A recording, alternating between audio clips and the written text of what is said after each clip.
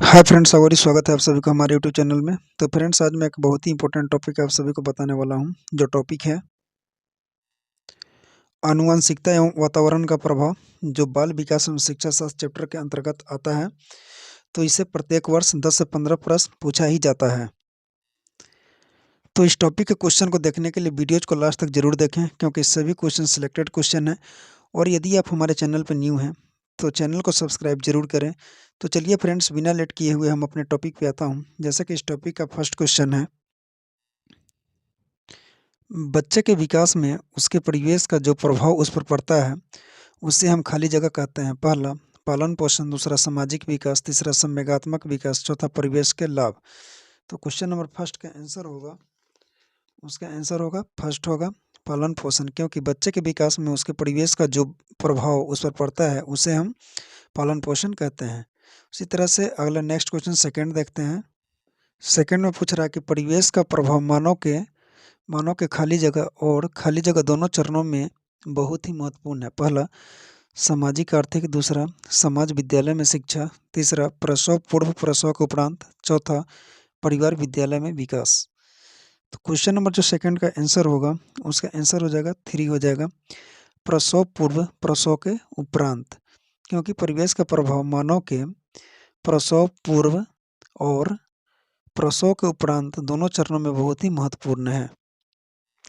Next question, question number three में पूछ रहा है कि शारीरिक एवं मानसिक विशेषताओं का माता पिता से संतानों में हस्तांतरण अनुवांशिक कहलाता है। अनुवांशिकी के संदर्भ में निम्न कथन किस विचारक का है? पहला एच एच पेटरसन, दूसरा अब्राहम मास्लो, तीसरा जेम्स ड्रेवर, चौथा वुडवर्थ। तो क्वेश्चन नंबर थर्ड का आंसर होगा, उसका आंसर इज 3 होगा, जेम्स ड्रेवर। यानी कि शारीरिक और मानसिक विशेषताओं माता पिता संतानों में हस्तांतरण अनुवांशिकी कहलाता है। वह अनुवांशिकी के संदर्भ में निम्न कथन में जो विचार जो दिया गया था वो जेम्स ड्रेवर के द्वारा विचार दिया गया था।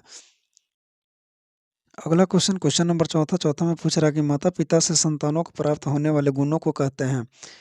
पहला दिया हुआ वंश, दूसरा वंशानुक्रम, तीसरा वातावरण, चौथा इनमें से कोई नहीं। तो क्वेश्चन नंबर जो 4 का जो आंसर होगा, उसका आंसर इज सेकंड हो जाएगा, वंशानुक्रम। Next question, question number 5।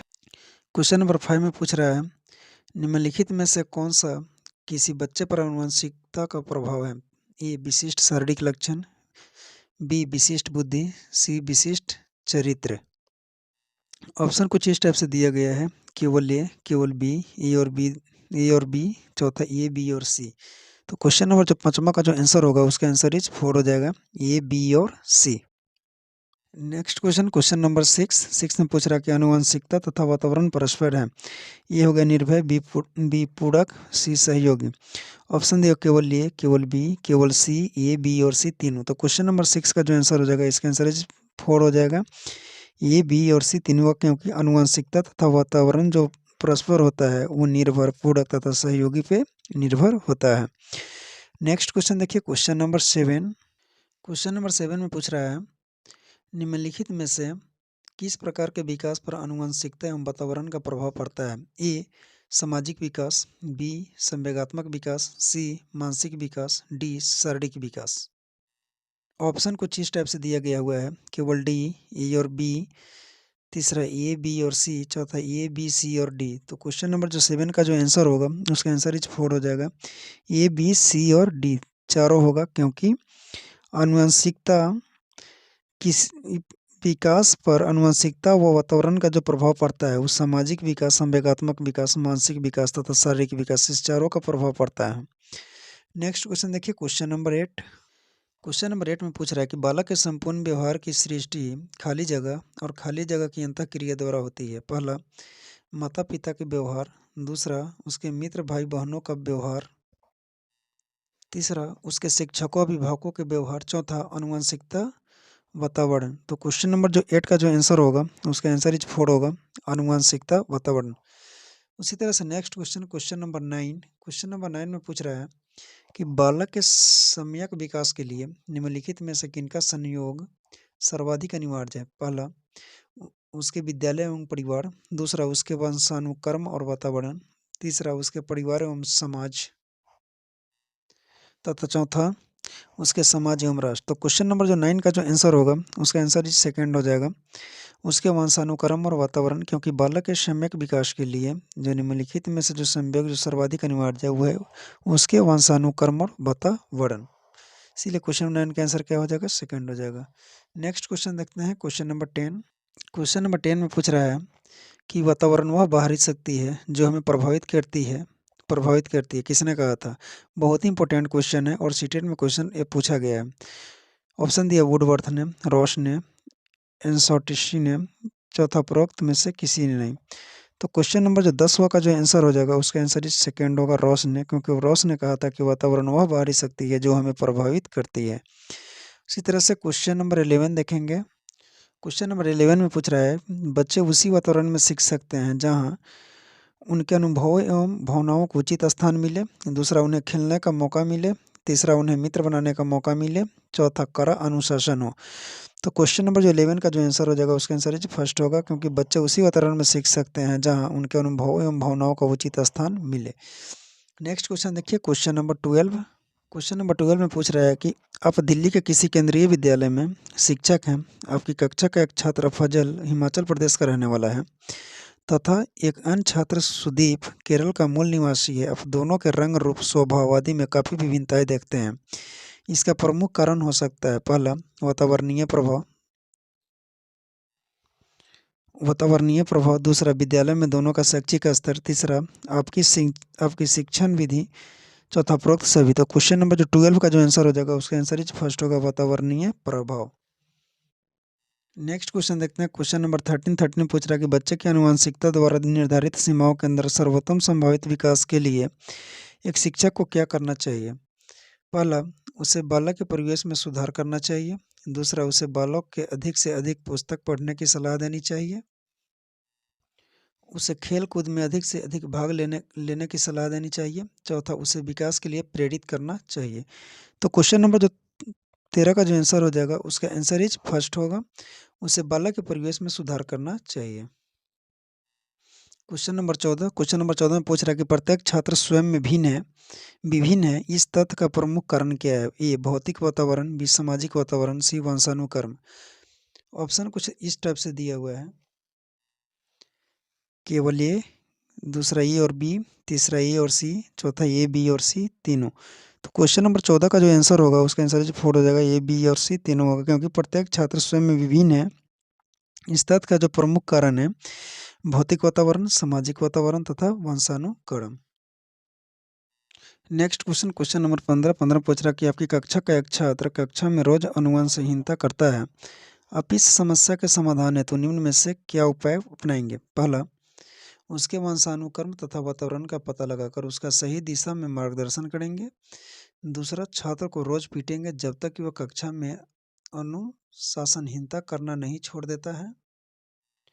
तीसरा, स्कूल से उसका नाम काटने के लिए प्रधानाचार्य से कहेंगे। चौथा, उसको इलाज के लिए किसी अच्छे मनोचिकित्सक के पास लेकर के जाएंगे। तो क्वेश्चन नंबर जो 15 का जो आंसर होगा फर्स्ट हो जाएगा, उसके वंशानुक्रम तथा वातावरण का पता लगाकर उसको सही दिशा में मार्गदर्शन करेंगे।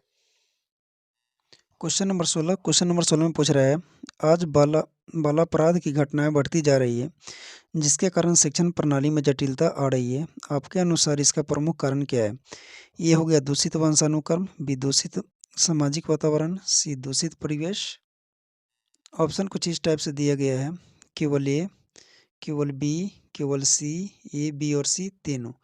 तो क्वेश्चन नंबर 16 का जो आंसर होगा उसका आंसर इज 4 हो जाएगा, ए बी और सी तीनों होगा, क्योंकि आज जो बाल अपराध की घटनाएं बढ़ती जा रही है जिसके कारण शिक्षण प्रणाली में जटिलता जो आ रही है, हमारे अनुसार जो इसका जो प्रमुख कारण है दूषित वंशानुक्रम, दूषित सामाजिक वातावरण, दूषित परिवेश है।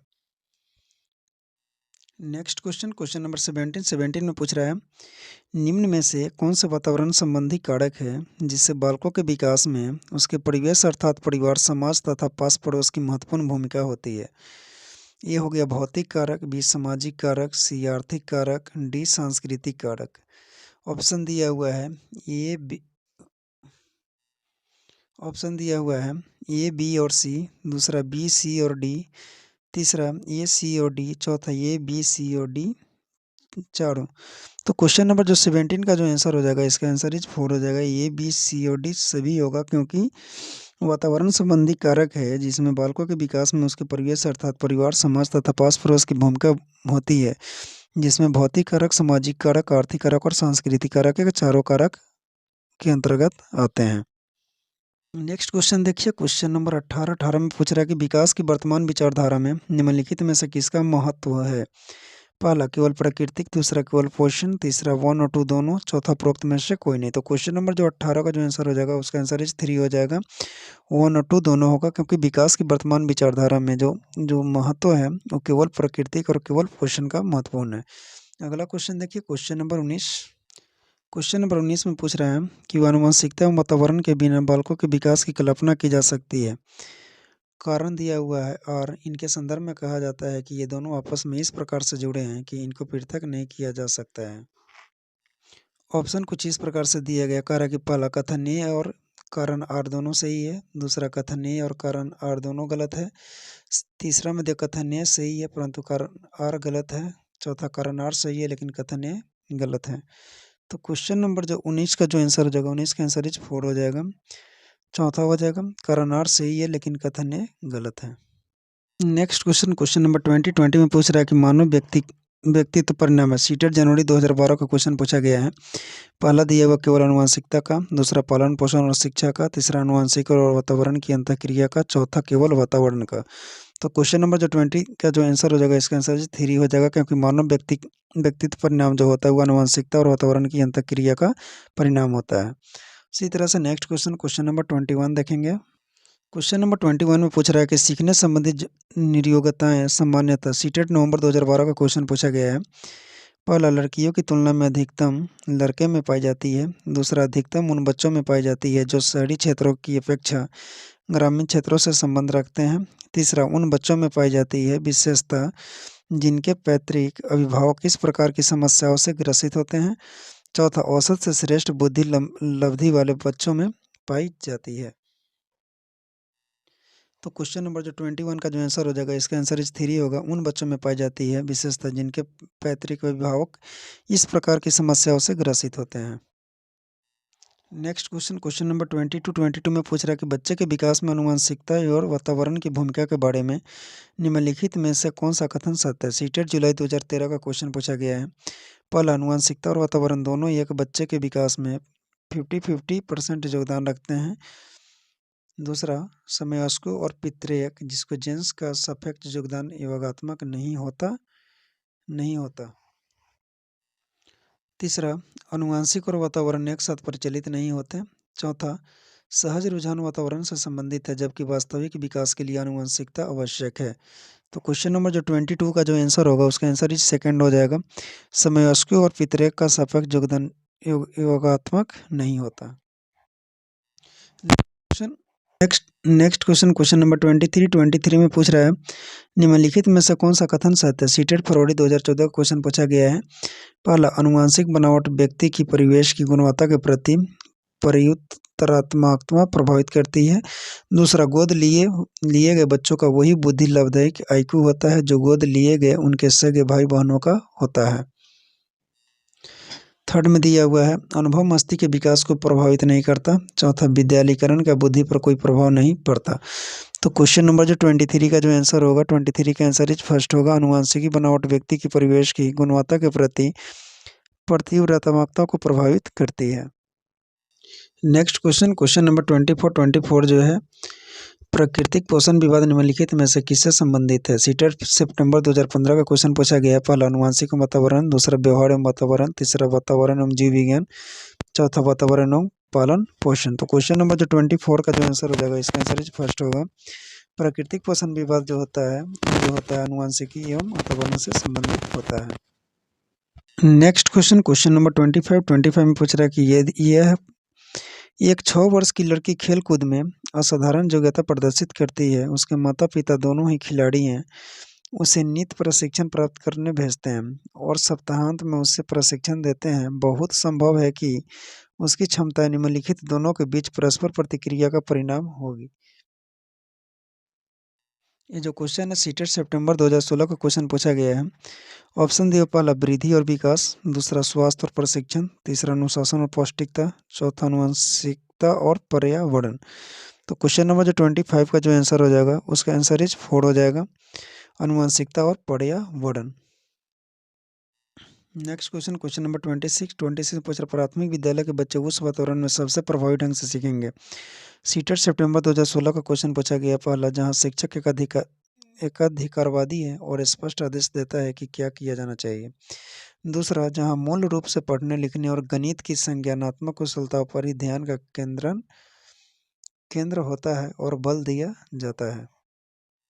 तीसरा, जहां शिक्षक सारे अधिगमों में आगे होता है और विद्यार्थियों से निष्क्रिय रहने की अपेक्षा करता है। चौथा, जहां उनकी संवेदनात्मक आवश्यकताओं की पूर्ति होती है और वे अनुभव करते हैं कि वे महत्वपूर्ण हैं।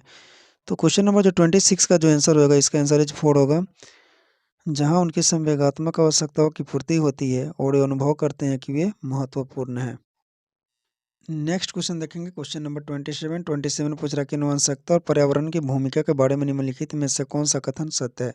सीटेट दिसंबर 2018 का क्वेश्चन पूछा गया। पहला दिया हुआ है, पर्यावरण केवल बच्चे के भाषा विकास में महत्वपूर्ण भूमिका निभाता है। दूसरा, विकास के कुछ पहलू आनुवंशिकता और कुछ अन्य पर्यावरण से अधिक प्रभावित होते हैं।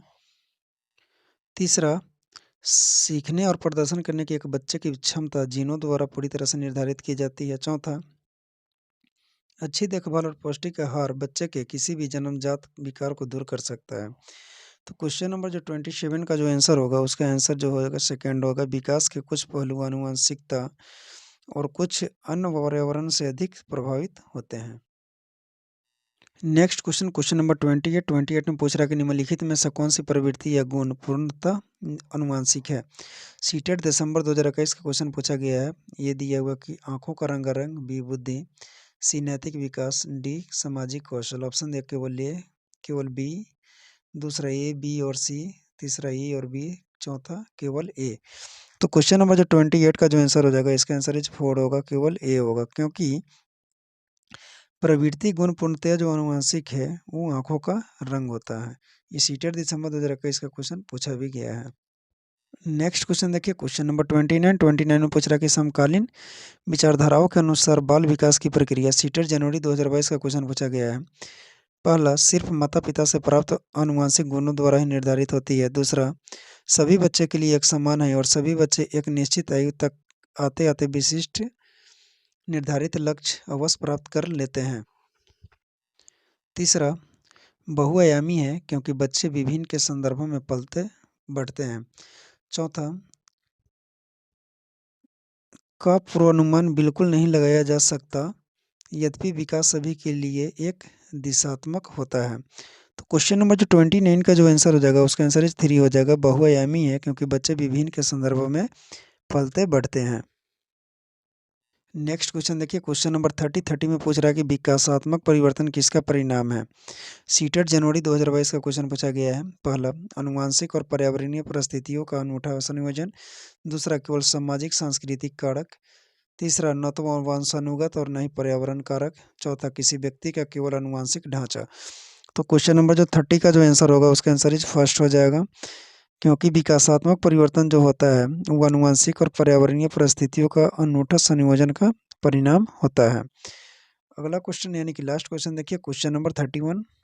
इसमें पूछ रहा है, अभिकथन ए बच्चों के शारीरिक विकास में देरी के लिए पूरी तरह से उनकी आनुवंशिक बनावट को जिम्मेदार ठहराया जा सकता है। कारण आर, बच्चों के शारीरिक विकास के लिए वंशानुगत कारक ही उत्तरदायी होते हैं। सही विकल्प चुनें। सीटेट जनवरी 2022 का क्वेश्चन पूछा गया है। ऑप्शन दिया हुआ है। पहला, ए और आर दोनों सही है लेकिन आर ए की सही व्याख्या नहीं करता है। दूसरा, ए सही है लेकिन आर गलत है। तीसरा, ए और आर दोनों सही है तथा आर ए की सही व्याख्या करता है। चौथा, ए और आर दोनों गलत है। तो क्वेश्चन नंबर जो 31 का जो आंसर हो जाएगा उसका आंसर इज 4 हो जाएगा, ए और आर जो है दोनों गलत है। तो फ्रेंड्स, इसी क्वेश्चन के साथ इस टॉपिक का सारा क्वेश्चन कंप्लीट हुआ। तो वीडियोज कैसा लगा? अगर वीडियोज अच्छा लगा तो हमारे चैनल को सब्सक्राइब जरूर करें। सो धन्यवाद।